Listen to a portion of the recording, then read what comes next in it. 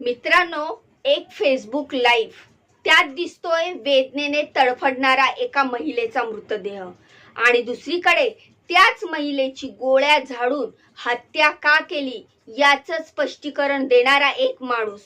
Video मधला माणूस म्हणतोय, मित्रांनो, हिचे अनेक पुरुषांसोबत संबंध आहेत. हिने माझ्या विरोधामध्ये खोट्या तक्रारी दाखल केल्या आहेत. माझी कुणाशी दुश्मनी नाही.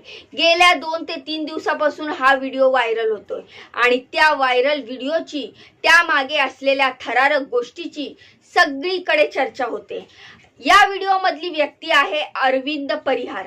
त्याच्या समोर रक्तबंबाळ झालेली त्याची बायको नंदिनी. अरविंदने नंदिनीवरती एक नाही तर 5 गोळ्या झाडल्या. अरविंद जेव्हा नंदिनीवरती गोळ्या झाडत होता तेव्हा तिथे बसलेले लोक घाबरले. काहींनी तिथून पळ काढला तर काहींनी पोलिसांना या घटनेची माहिती दिली.